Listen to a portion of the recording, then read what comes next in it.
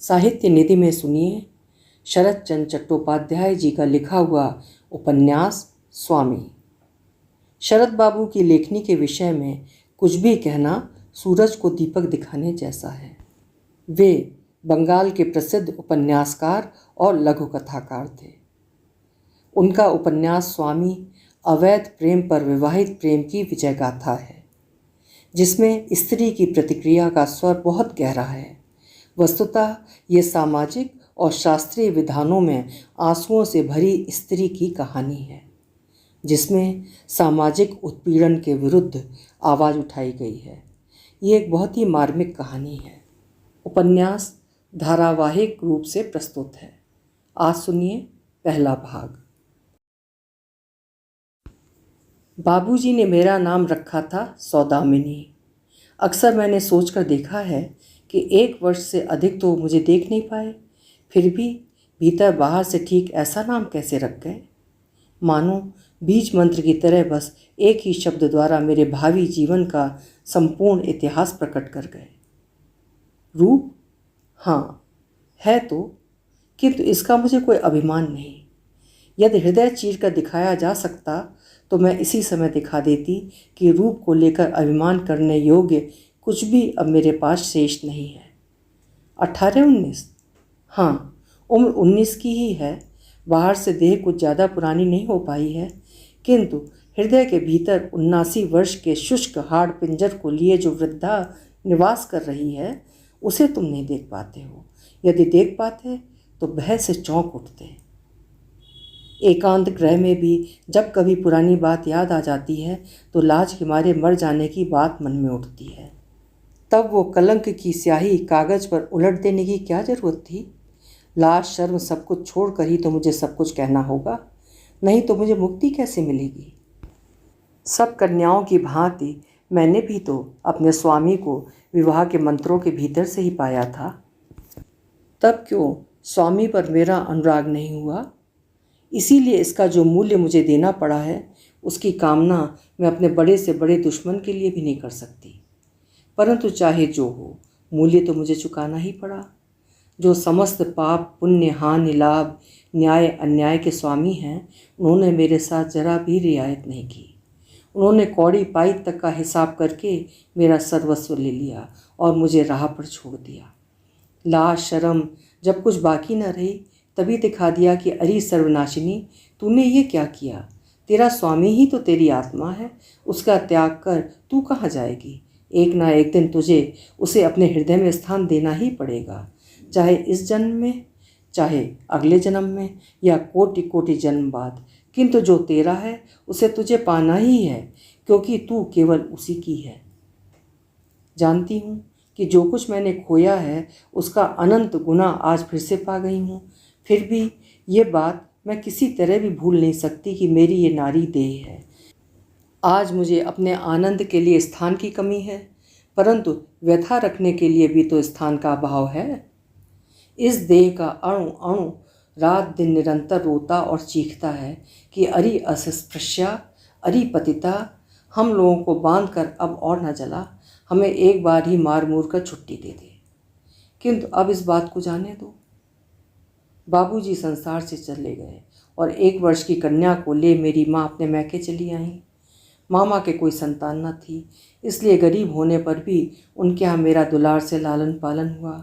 बड़ी अवस्था तक मैंने मामा के पास बैठकर अंग्रेजी बंगला की न जाने कितनी पुस्तकें पढ़ डाली। किंतु मामा पक्के नास्तिक थे, देवी देवता कुछ नहीं मानते थे। पूजा अर्चना व्रत त्यौहार मनाते उन्हें कभी न देखा। केवल मेरी माँ लुके छुपे कुछ करती थी, किंतु उसे मेरे सिवा और कोई न जान पाता था। किंतु माँ भले वो सब करें, मैं तो मामा के रंग में पूर्णता रंग गई थी। द्वार पर साधु सन्यासियों के आकर खड़े होते ही मैं उनका स्वांग देखने दौड़कर मामा को बुला लाती। वे आकर उनका ऐसा उपहास करते कि बेचारे भाग खड़े होते और मैं खुशी से नाचती और लोटपोट हो जाती थी। इसी तरह दिन बीतते जा रहे थे। केवल माँ कभी कभी बखेड़ा खड़ा कर देती और मुंह लटकाकर मामा से कहती, भैया सुधु दिन दिन बड़ी हो रही है, यदि अभी से इसके लिए लड़का न ढूंढोगे तो समय पर विवाह कैसे होगा? मामा आश्चर्य प्रकट करते हुए कहते, बहन तू कैसी बात करती है? सुधू तो अभी पूरे 12 की भी नहीं हुई, अभी से इसके लिए इतनी चिंता? साहबों की लड़कियां तो इस उम्र में। माँ रुधे कंठ से कहती हैं, तुम साहबों की बात क्यों करते हो भैया? हम लोग साहब तो नहीं हैं। तुम देवी देवता ना मानोगे तो वे तुमसे झगड़ा करने नहीं आएंगे, किंतु मोहल्ले टोले का समाज तो है, उसे भला कैसे उड़ा दोगे? मामा हंसकर कहते, फिक्र मत करो बहन, जिस तरह हंसकर तुम्हें उड़ा देता हूँ उसी तरह इस पाजी समाज को भी हंसकर उड़ा दूंगा। माँ मुंह लटकाए बड़बड़ाती वहाँ से चली जाती। मामा तो इसकी चिंता नहीं करते थे, किंतु मुझे सदा डर लगा रहता था। न जाने मेरी समझ में कैसे आ जाता था कि मामा यो चाहे जो कहें, पर समाज से वे मेरी किसी तरह रक्षा न कर सकेंगे। अब मैं बताती हूँ कि ब्याह की बात सुनते ही मुझे क्यों ब्याह होने लगता था। हमारे गांव के पश्चिमी भाग के बीच से एक नाला बहता था।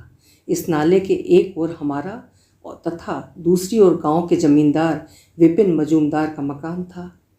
मजूमदार वंश धनी भी था और दुर्दमनीय भी।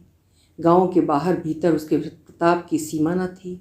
नरेंद्र इस घर का एकमात्र वंशधर था। आज इतना बड़ा असत्य मुंह पर लाते मेरे हृदय की जो अवस्था होती है, उसे मेरे अंतर्यामी के सिवा और कोई नहीं जान सकता। किंतु उस समय मैं इसे बिल्कुल सच मानती थी कि मैं सचमुच ही नरेंद्र से प्रेम करती हूँ। नहीं बता सकती कि मेरे मन में ये मोह कब उत्पन्न हुआ। वो कलकत्ता में बीए में पढ़ता था। जब छुट्टी में घर आता था तो मामा के पास आया करता और उनसे दार्शनिक विषयों पर बहस किया करता था। उन दिनों नास्तिकता शिक्षितों में एक फैशन सी हो गई थी, इसलिए प्रायः इसी को लेकर उनसे बातें हुआ करती थी। मामा अपने गौरव प्रदर्शन के लिए नरेंद्र की बातों का जवाब देने प्रायः मुझे बुला लिया करते थे। कई बार बहस में रात हो जाती थी, फिर भी कोई समाधान नहीं हो पाता था। हाँ, जीत प्रायः मेरी ही होती थी। इसका कारण आज मुझसे छिपा नहीं रह गया है। बीच में तर्क वितर्क रोक कर मेरे मामा की ओर आश्चर्य मुग्ध की भांति देखते हुए नरेंद्र बोल उठता, इस छोटी उम्र में तर्कशास्त्र का ऐसा ज्ञान और बहस करने की ऐसी शक्ति, क्या इसे आप अद्भुत नहीं मानते? सुनकर मैं गर्व से सिर झुका लेती। अरे अभागिनी, उस समय तेरा वो सिर कटकर सदा के लिए मिट्टी में क्यों नहीं मिल गया? मामा के मुंह पर मुस्कान फूट उठती और वो कहते, क्या पता नरेंद्र, कदाचित ये सब सिखा सकने की योग्यता पर निर्भर है। खुद मुझे ये सब बहस उतनी अच्छी न लगती थी जितनी उसके मुंह से कहानी सुनना। मेरी अधीरता की कोई सीमा नहीं थी। सुबह से दिन भर यही सोचा करती कि कब शाम होगी और कब नरेंद्र बाबू आएंगे। इसी प्रकार कहानियाँ सुनते और तर्क करते मेरा 13वां वर्ष भी समाप्त होने को आ गया और मेरा विवाह नहीं हुआ। वर्षा के नव यौवन काल में मजूमदारों के बाग के एक बड़े वकुल वृक्ष के नीचे की ज़मीन झरे हुए फूलों से भर जाती थी। मैं अपने बाग के किनारे के उस नाले को पार कर वहाँ से ढेर के ढेर फूल रोज उठा लाती थी। एक दिन की बात है कि तीसरे पहर आकाश बादलों से घिर रहा था। मैं उधर ध्यान न दे तेजी से फूल लेने जा रही थी। माँ ने कहा, दौड़ी जा तो रही है, किंतु पानी आ गया तो? मैंने कहा, नहीं माँ, पानी अभी नहीं आएगा, मैं जल्दी से जल्दी फूल चुने लाती हूँ। माँ बोली, लक्षण से लगता है कि 10-15 मिनट के अंदर ही पानी आएगा, इसलिए मेरी बात मान, मत जा। इसको बेलता में भीग गई तो सिर के बाल सूखेंगे नहीं। मैं बोली, तुम्हारे पैर पड़ती हूँ माँ, मुझे जाने दो। पानी बरसने लगा तो मैं मालियों के छप्पर तले जा खड़ी होंगी। कहकर मैं भाग गई। अपनी माँ की एकमात्र संतान होने के कारण वो मुझे दुखी नहीं देख सकती थी और जानती थी कि बचपन से ही फूलों पर मेरा बड़ा प्रेम है, इसलिए चुप रह गई। परंतु बाद में मेरे मन में ये बात कितनी ही बार उठी है कि माँ, यदि उस दिन तुम इस हतभागिनी का झोटा पकड़कर खींच लाती तो शायद इस तरह मैं तुम्हारे मुंह पर कालिक न पोतती। मौल श्री के फूलों से मेरे आंचल की झोली भर चली थी कि पानी झमाझम बरसने लगा। मैं दौड़कर मालियों के छप्पर तले जा खड़ी हुई। वहाँ और कोई न था। मैं वहाँ खड़ी बादलों की ओर देख रही थी। कोई दौड़ता हुआ उसी छप्पर के तले आया। घूमकर देखती हूँ तो नरेंद्र न जाने कब कलकत्ता से घर लौट आए थे। उन्होंने मुझे देखते ही चौंक कर कहा, अरे सदू, तुम यहाँ कैसे? मैंने बहुत दिनों से नरेंद्र को देखा ना था, ना आवाज़ सुनी थी, इसलिए मेरा हृदय आनंद से भर उठा। लाज के मारे कान लाल हो गए। मैं उधर देख ना सकी। नीचे देखते हुए बोली, मैं तो रोज़ यहाँ फूल चुनने आती हूँ, कब आए? नरेंद्र ने एक टूटी खाट पर बैठते हुए कहा, आज ही सुबह। परंतु ये तो बताओ कि तुम किसकी आज्ञा से ये फूल चुरा ले जाती हो? मैंने चकित हो सिर उठाकर देखा, उसकी दोनों आंखों में दबी हुई हंसी है, लज्जा। पर इस जले मुंह पर भी न जाने कहाँ से उस समय हंसी थिरक उठी। मैंने कह दिया, वाह, श्रम पूर्वक चुन लेने को भी चोरी कहते होंगे। इस पर नरेंद्र ने उठकर खड़े होकर कहा, यदि तुम्हारे चुने फूलों की झोली में से मैं भी चुनकर निकाल लूँ तो इसे क्या कहेंगे? मैं डर गई। मैंने सोचा, कहीं यह मेरा आंचल सचमुच न पकड़ ले। बस भय से मेरी मुट्ठी खुल गई और आंचल के सब फूल जमीन पर गिर पड़े। वो बोल उठा, ये क्या किया? मैंने अपने को संभाल कर कहा, ठीक तो हुआ, आप ही के फूल हैं, आप चुन लीजिए। अरे तुम तो रूठ गई, कहकर नरेंद्र ने मेरा आंचल आगे खींच लिया और उनमें उठा उठा कर फूल भरने लगा। न जाने क्यों सहसा मेरी आंखें आंसू से भर गईं। मैंने मुंह दूसरी ओर कर लिया और उधर देखने लगी। नरेंद्र ने सब फूल मेरी आंचल में भरकर गांठ लगा दी और अपनी जगह आकर बैठ गया। वहाँ से थोड़ी देर चुपचाप मेरी ओर देखता रहा, फिर बोला, जो परिहास की जरा सी बात न समझकर इस तरह बिगड़ उठे, वो दर्शन पढ़कर क्या करेगी? मैं कल ही ब्रज बाबू से कहूँगा कि वे निरर्थक परिश्रम न करें। बिगड़ा कौन है जिसने फूल फेंक दिए? फूल तो अपने आप गिर पड़े थे। शायद मुँह भी अपने आप दूसरी ओर हो गया है। मैं तो बादलों को देख रही हूँ। बादल शायद इधर मुँह करके नहीं देखे जा सकते। कहाँ दिखाई पड़ते हैं? कहकर मुंह फेरते ही उससे आंख चार हो गई। नरेंद्र ने हंसते हुए कहा, यदि वहाँ आईना होता तो मैं दिखा देता कि इस ओर भी बादल दिखाई पड़ते हैं। आईने से तुम स्वयं अपनी आंख एवं मुंह में ही बादल और बिजली देख लेती, उन्हें आकाश में न ढूंढना पड़ता। मैंने तुरंत आंख फेर ली। रूप की प्रशंसा तो बहुत सुनी है, किंतु नरेंद्र की दबी हंसी और दबे इशारे ने उस दिन मेरी छाती में प्रवेश करके मेरा हृदय झकझोर दिया। ये है 5 वर्ष पुरानी बात। आज तो लगता है कि वो सौदामिनी मैं नहीं थी, कोई और थी। नरेंद्र ने फिर कहा, ये बादल न हटा तो मैं ब्रज बाबू से कह दूंगा कि ये सब लिखाई पढ़ाई निरर्थक है, अब आप और कष्ट न करें। अच्छा तो है, मैं भी वो सब पढ़ना नहीं चाहती, मुझे तो कहानी उपन्यास ही अच्छे लगते हैं। नरेंद्र ने ताली बजाकर कहा, अच्छा ठहरो, कह देता हूँ, शायद आजकल उपन्यास ही पढ़े जाते हैं। तो आप ही क्यों कहानी की किताबें पढ़ते हैं? वो तो सिर्फ तुम्हें सुनाने के लिए पढ़ता हूँ। फिर वर्षा की ओर लक्ष्य करके कहा, अच्छा यदि ये पानी आज न रुके तो क्या करोगी? यूं ही भीगती हुई चली जाऊंगी। यदि असम की पहाड़ी वर्षा हो तो क्या वहाँ वर्षा के समय कोई बाहर नहीं निकलता? नहीं, शरीर में बाढ़ सी लगती है। क्या तुमने वो वर्षा देखी है? ना जाने कैसे मेरे जले मुंह से तुम निकल गया। अब सोचती हूँ कि उसी समय मेरी जीभ भी गलकर क्यों बाहर नहीं गिर गई। नरेंद्र ने कहा, यदि इसके बाद कोई किसी को आप कहे तो वो दूसरे का मरा मुंह देखे। कसम क्यों दिला दी? मैं तो किसी तरह भी तुम न कह सकूंगी। अच्छी बात है तो तुम मेरा मरा मुंह देखना। कसम को मैं नहीं मानती।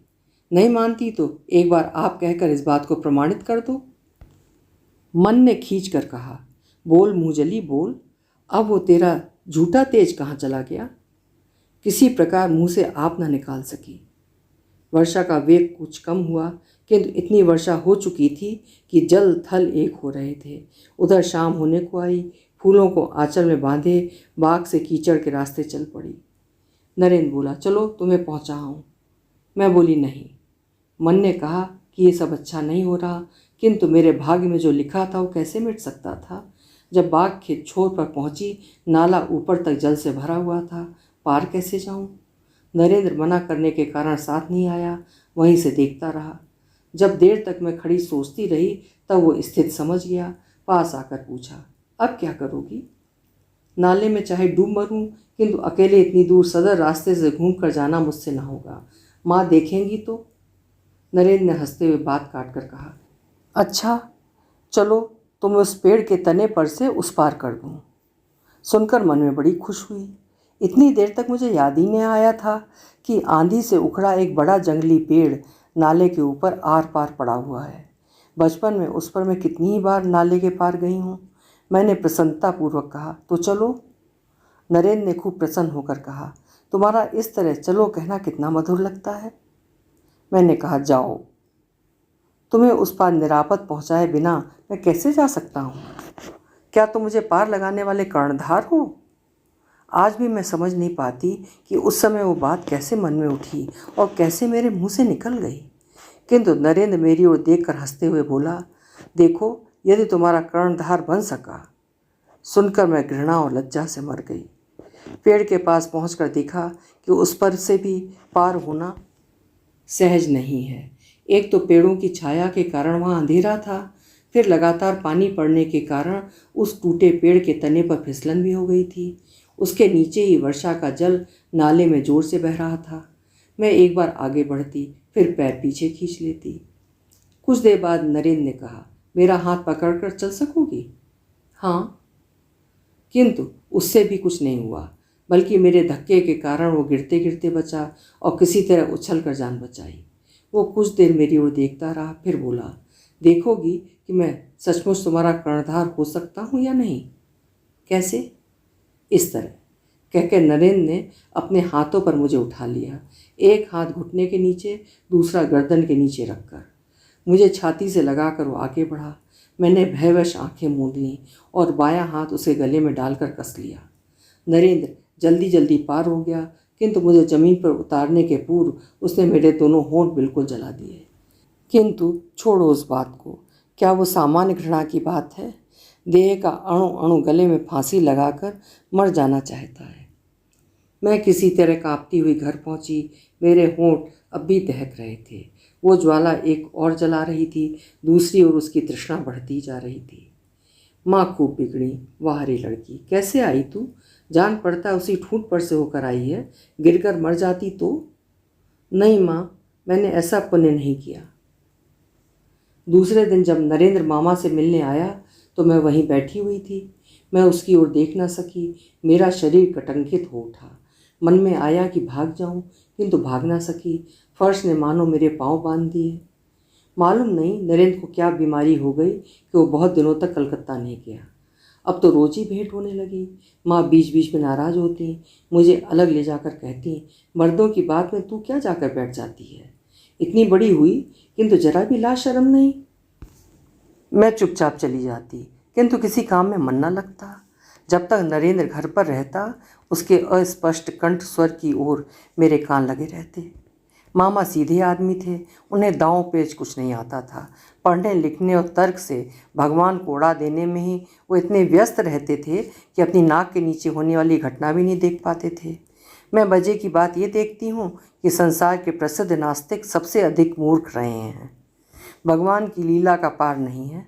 वे अपने नकार से ही अपने मन का 15 आना हिस्सा भरे हुए हैं, फिर भी इसका उन्हें ख्याल नहीं आता कि चाहे सप्रमाण हो या अप्रमाण, उन्हीं की चिंता में अपना सारा समय बिता कर वे कहते हैं, संसार के लोग मूर्ख हैं जो सुबह शाम बैठकर भगवान का चिंतन करते हैं। मेरे मामा भी इसी श्रेणी के थे। वे कुछ भी देख न सकते थे, किंतु मेरी माँ तो वैसी नहीं थी। वो स्त्री थीं, उनकी आंखों को धोखा देना खेल नहीं था। मैं ठीक समझती हूँ कि माँ को हम लोगों पर संदेह हो गया था।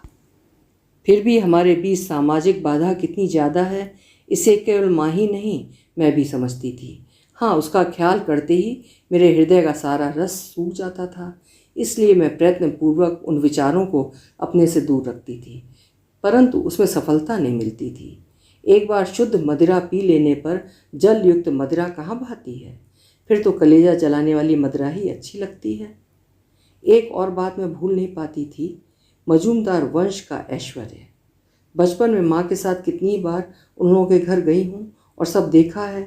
उसके साथ अपनी भाभी ससुराल के छोटे मोटे मकान की तुलना करके मैं मनी मन सिहर उठती थी। महीने भर बाद की बात है।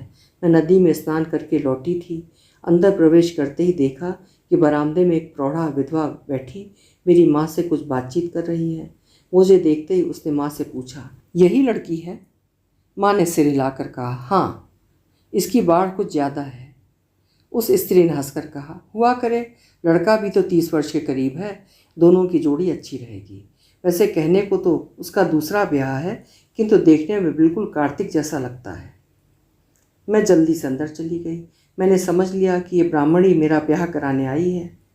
माँ ने पुकार कर कहा, बेटी जरा कपड़े बदल कर यहाँ तो आ। कपड़े बदलना तो दूर रहा, मैं वही गीली धोती पहने द्वार के पास खड़ी हो उनकी बातें सुनने लगी। सुना, चित्तौड़ गांव में राधा विनोद मुखर्जी के पुत्र घनश्याम हैं। मेरे भाग्य में अभी बहुत कष्ट लिखे थे, इसीलिए तो जो नाम आज मेरा जप मंत्र हो रहा है, उस दिन उसे सुनते ही मेरी सारी देह सुलग उठी थी। सुना उनके पिता नहीं हैं, माँ हैं, 2 छोटे भाई हैं, जिनमें एक का ब्याह हो गया है, दूसरा पढ़ता है। पिता के देहावसान के बाद गृहस्थी का सारा बोझ उन पर आ गया है, इसलिए एंट्रेंस पास करने के बाद ही पढ़ाई छोड़ देनी पड़ी और रोजगार धंधे से लग जाना पड़ा। धान, अलसी और जूट की दलाली से अच्छा कमा लेते हैं। सब गृहस्थी उन्हीं पर है। घर में नारायण की मूर्ति है, 2 गायें हैं, एक विधवा बहन है, क्या नहीं है। कमी है केवल बड़ी बहू की। 7 वर्ष पूर्व ब्याह होने के 1 मास के भीतर ही वो मर गई थी। तब से 7 साल बीत गए। अब इतने दिनों बाद ब्याह की चेष्टा हो रही है। माँ के बार बार बुलाने पर मैं कपड़े बदल कर बाहर आई। ब्राह्मणी ने मुझे अच्छी तरह देखकर कहा, लड़की पसंद है, अब सिर्फ दिन निकालना शेष रहा। सुनकर माँ की आंखें भर आईं।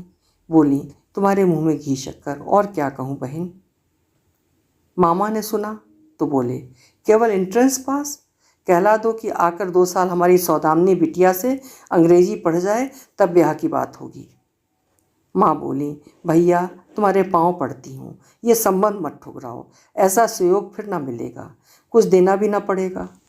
तो फिर हाथ पांव बांधकर गंगा में ही क्यों नहीं डुबो देती? गंगा भी 1 कौड़ी न मांगेगी। माँ ने कहा, लड़की को 15वां लग गया है भैया। मामा बोले, सो तो लगेगा ही, क्योंकि 14 साल तक मरने से बची रही है जो। क्रोध एवं दुख से माँ का गला रुंध गया। किसी तरह बोली, तो फिर भैया क्या तुम इसका विवाह न करोगे? फिर ऐसा पात्र नहीं मिलेगा। किंतु इस भय से उसे पानी में तो नहीं फेंका जा सकता। माँ बोली, भैया ना हो तो तुम एक बार जाकर स्वयं लड़के को देखाओ, अगर तुम्हें ठीक न जचे तो ना करना। हाँ ये ठीक है, पत्र लिखे देता हूँ कि रविवार को आऊँगा। कोई गड़बड़ी ना उठ खड़ी हो, इसलिए माँ ने ये बात सबसे छिपा रखी और मामा को भी किसी से करने को मना कर दिया। किंतु उन्हें ये क्या मालूम था कि ऐसी आँखें और ऐसे कान भी हैं जिनके आगे कोई सावधानी नहीं चलती। अपने बगीचे के एक हिस्से में मैंने कुछ शाक सब्जी लगा रखी थी। 2 दिन बाद दोपहर को मैं एक खुरपी से उसमें उगा घास पात साफ कर रही थी कि पीछे किसी के पाँव की आहट हुई। मुंह फिराया तो देखा नरेंद्र है। उसका मुंह देखकर मुझे ऐसी व्यथा हुई जो पहले कभी ना हुई थी। उसने पूछा, क्या सचमुच तुम मुझे छोड़ चली? समझ कर भी नासमझ की भांति मैंने पूछा, कहाँ? चित्तौड़। मारे शर्म के मेरा सिर झुक गया, कोई जवाब मुंह से नहीं निकला। नरेंद्र बोला, इसीलिए तुमसे विदा लेने आया हूँ, शायद जन्म भर के लिए, किंतु जाने से पहले 2 बातें कहना चाहता हूँ, सुनोगी? कहते कहते उसका गला भर गया। तब भी मेरे मुंह से कोई बात ना निकली। सिर उठाकर देखा, उसकी आंखों से झरझर आंसू बह रहे थे। अरे पतिता, अरे दुर्बल नारी, जब भगवान ने तुझे मनुष्य की आंखों का जल सहन करने तक का बल नहीं दिया, तब तू और कर ही क्या सकती थी? मेरी छाती भी आंसुओं से भीग गई। नरेंद्र पास आ गया। उसने दुपट्टे की छोर से मेरी आंखें पोंछी और हाथ पकड़कर बोला, चलो उस वृक्ष के नीचे बैठें, यहाँ कोई देख लेगा। मन में तो आया कि यह अनुचित है, सर्वथा अनुचित, किंतु तब भी तो उसकी पलकें भीगी थीं, गला रुंधा हुआ था। बगीचे की एक ओर कटीली चंपा की एक कुंज थी। उसने मेरा हाथ पकड़े उसी कुंज में ले जाकर मुझे बैठाया। किसी अज्ञात भय से मेरी छाती धक धक करने लगी, किंतु वो खुद मुझसे कुछ दूर बैठ गया और कहा, मैं इस निर्जन में तुम्हें ले तो आया हूँ, परंतु तुम्हें स्पर्श नहीं करूँगा, क्योंकि अभी तुम मेरी नहीं हुई हो। उसकी बात से फिर मेरे नयन भर गए। मैंने उन्हें आंचल से पोंछ जमीन की ओर देखती बैठी रही। इसके बाद बहुतेरी बातें हुई, उन सबको जाने दो, परंतु एक बात के कारण मैं कभी भगवान को दोष नहीं दे सकी। मेरे चित्त द्वारा नरेंद्र के इस ग्रहण को भगवान ने कभी प्रसन्नता पूर्वक नहीं लिया। उन्हें मालूम था कि वो मेरे जीवन का कितना बड़ा असत्य है, इसलिए नरेंद्र के प्रणय निवेदन की क्षणिक उत्तेजना तुरंत ही कितने गहरे अवसाद में डूब जाती थी, इसे मैं भूल नहीं सकी हूँ। मुझे लगता था मानो मैं कोई चोरी करके या किसी का सर्वनाश करके घर लौट आई हूँ, किंतु मेरा दुर्भाग्य यही था कि अंतर्यामी के इस इशारे पर भी चेत नहीं हुआ। और होता भी कैसे? मैंने कब सीखा था कि भगवान मनुष्य के हृदय में भी निवास करते हैं और वही ये निषेध कर रहे हैं। मामा पात्र देखने गए। माँ तो उदास खड़ी थीं, क्योंकि उनके ख्याल में भाई का जाना व्यर्थ था, उन्हें पात्र पसंद आएगा ही नहीं। किंतु लौटकर मामा ने कहा, लड़का कुछ विशेष पास वास तो नहीं है, पर मूर्ख भी नहीं जान पड़ता। फिर वो अत्यंत नम्र और विनयशील है। एक बात और है गिरी, उस लड़के के मुख पर कुछ ऐसा भाव है कि उसके पास बैठकर बात करते रहने को जी चाहता है। माँ का मुंह उत्फुल्लता से चमक उठा। बोली, तब अपनी अनुमति दे दो भैया, जिसे सदु पार लग जाए। अच्छा, सोच समझ लूँ। मैं निराशा की आशा को छाती से चिपटाए मन में बोली, इतना ही अच्छा है कि मामा ने अभी तक कोई निश्चय नहीं किया, अभी कुछ कहा नहीं जा सकता। किंतु कौन जानता था कि जिसके अस्तित्व पर जन्म भर संदेह करते रहे, उस दिन जब अकस्मात उन्हीं का दूत आकर सिरहाने खड़ा हो गया, तब उन्होंने माँ को पास बुलाकर कहा, बहन, मैं तुम्हें अनुमति दिए जाता हूँ, तुम सदु का ब्याह वहीं कर देना। लड़के का वास्तविक भगवान पर विश्वास है, लड़की सुख से रहेगी। हृदय रोग से मामा का देहांत हो गया। कुछ दिन दुख में बीते। अंत में माँ आंसू पोंछकर उठ बैठी। बहुत बातचीत और झगड़े के बाद जब विवाह का मुहूर्त तय हो गया, तब मेरी उम्र 16 को पार कर गई थी। मेरा कद भी लंबा था। मैं अपने स्वामी के वक्षस्थल को पार कर उनके चिबुक तक जा पहुंची। विवाह हो गया। शुभ दृष्टि नहीं हुई। मैं वितृष्णा से उस समय आंख बंद किए रही। हाँ, इतना कह दूं कि मुझे कोई मर्मांतक वेदना भी नहीं थी। इसके पूर्व रात रात भर जगकर मैं सोचती रही थी कि यदि सचमुच ऐसी दुर्घटना आ जाएगी और नरेंद्र आकर नहीं ले जाएगा, तो भी दुख से मेरा कलेजा फट जाएगा, मुंह से रक्त की धारा बहेगी और मुझे विवाह मंडप में बेहोशी की हालत में पलंग पर ले जाना पड़ेगा। किंतु कहीं कुछ भी तो नहीं हुआ। अन्य भद्र कन्याओं की तरह मेरा भी विवाह हुआ और उन्हीं की तरह मैं भी एक दिन ससुराल के लिए विदा हो गई। हाँ, घर से विदा होते समय पालकी के दरवाजे से मेरी दृष्टि उस चंपा कुंज की ओर गई। जिस दिन चित्तौड़ में मेरा ब्याह तय हुआ था, उस दिन उन वृक्षों की आड़ में बैठकर हम दोनों ने कितने आंसू बहाए थे और स्थिर हुआ था कि नरेंद्र किसी दिन आकर मुझे ले जाएगा, और नहीं चलते समय यदि एक बार भेंट ही हो जाती। ससुराल में पहुंचने पर मैंने देखा कि स्वामी के प्रति केवल मेरे ही मन में अरुचि नहीं है, सभी लोगों की वृत्ति मेरी ही जैसी है। ससुर तो थे ही नहीं, सास थी तो वो भी सौतेली। उनके 2 लड़के थे, जिनमें एक की बहू हुई थी, एक लड़की विधवा थी। मेरी सास सदा अपनी संतानों के लिए ही व्यस्त रहती थी, परंतु ऊपर से कहा, बहू, अब तुम्हारे ऊपर गृहस्थी का संपूर्ण भार डालकर मैं घड़ी 2 घड़ी ईश्वर का ध्यान कर सकूंगी। मेरे लिए घनश्याम पेट के लड़के से भी ज़्यादा है। वो जीता रहा तो सब ठीक रहेगा, यही समझकर काम करो।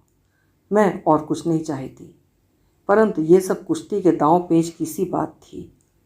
कैसे अचरज की बात है कि स्त्रियों को कितनी जल्द पहचान लेती हैं। जैसे मुझे उनको पहचानते देर न लगी, वैसे ही उन्होंने भी मुझे 2-4 दिनों में पहचान लिया और आराम की सांस ली।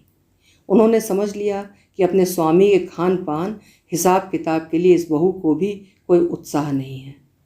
स्त्रियों के तर्कश में जितने दिव्यास्त्र होते हैं, उनमें सबसे बड़ा बल्कि ब्रह्मास्त्र है आड़ में दूसरों की बातें सुनना। अवसर पाकर इसमें माँ बेटी, सास बहू, ननद भौजाई कोई किसी का मुलाहिजा नहीं करती। यह सुसंवाद मेरी सास से छिपा नहीं रहा कि मैं पलंग पर ना सोकर जमीन पर चटाई बिछाकर सोती हूँ। पहले मैं सोचा करती थी कि यदि नरेंद्र के सिवा और किसी के साथ मुझे पत्नी रूप में रहना पड़ेगा तो मेरी छाती फट जाएगी, परंतु अब मालूम हुआ कि वो मेरी गलती थी। उसके फटने का कोई लक्षण नहीं दिखाई दिया। हाँ, पति के साथ एक शैया पर सोने की प्रवृत्ति अवश्य नहीं हुई। मैंने पाया कि मेरे स्वामी भी अद्भुत जीव हैं। कुछ दिनों तक उन्होंने मेरे आचरण के बारे में कोई बात ही नहीं की, मन में भी कोई क्रोध नहीं किया। हाँ, एक दिन हंसकर बस इतना ही कहा, क्या कमरे में एक और चारपाई लाकर उस पर नहीं सो सकती? मैं बोली, ज़रूरत क्या, मुझे कोई कष्ट नहीं होता। उन्होंने कहा, कष्ट भले ही ना हो, फिर भी इससे तबीयत खराब हो सकती है। मैंने कहा, ऐसा भय है तो क्या मेरे सोने का इंतज़ाम किसी दूसरे कमरे में नहीं हो सकता? वे बोले, छी, कहीं ऐसा होता है, इससे ना जाने कितने प्रकार की खोटी आलोचनाएं होने लगेंगी। मैंने कहा, हाँ, होती रहें, मैं उसकी परवाह नहीं करती। कुछ देर चुप रहे, फिर मेरी ओर देखते हुए बोले, ऐसी कौन सी बात है जिसके कारण तुम्हारे कलेजे पर इतना बड़ा बोझ सदा बंधा रहेगा? इतना कहकर वो काम पर चले गए। मेरे मझले देवर 40 रुपये पाते थे, किंतु घर खर्च के लिए एक पैसा भी नहीं देते थे। फिर भी उनके खाने पीने, जलपान, पान, तंबाकू की व्यवस्था करने में सब लोग परेशान रहते थे। देखती थी कि जब कभी शाम को मेरे स्वामी और देवर साथ घर लौटते, तब भी केवल देवर को ही खुश करने के लिए सब लोग दौड़ते फिरते। यहाँ तक कि नौकर भी उन्हीं का ध्यान रखते। मेरे स्वामी की तरफ कोई ध्यान ही न देता था। केवल लोटे हुए पानी के लिए उन्हें आध आध घंटा खड़े रह जाना पड़ता था। कोई उनका ख्याल ही नहीं करता था। और वो थे कि इन्हीं लोगों की सुख सुविधा के लिए रात दिन मेहनत करते थे। तांगे का घोड़ा भी कभी बिगड़ बैठता है, किंतु उन्हें मानो किसी प्रकार का दुख, कोई पीड़ा देने में असमर्थ था। ऐसा शांत, धीर और परिश्रमी आदमी मैंने पहले कभी नहीं देखा था। मैंने अपनी आंखों से देखा है, इसलिए कहती हूँ, अन्यथा देखा ना होता, केवल सुना होता तो मुझे कभी विश्वास ना होता कि संसार में कोई इतना भला भी हो सकता है। उनके मुख पर सदा मुस्कान बनी रहती थी। हर बात में वो यही कहते, बस रहने दो, इतने से मेरा काम चल जाएगा। स्वामी के प्रति मेरी कोई ममता नहीं थी, वरन वितृष्णा और अरुचि ही थी। फिर भी ऐसे सीधे साधे आदमी पर घर भर के अन्याय को देखकर मेरा संपूर्ण शरीर जलने लगा। उपन्यास की कहानी जारी रहेगी भाग 2 में।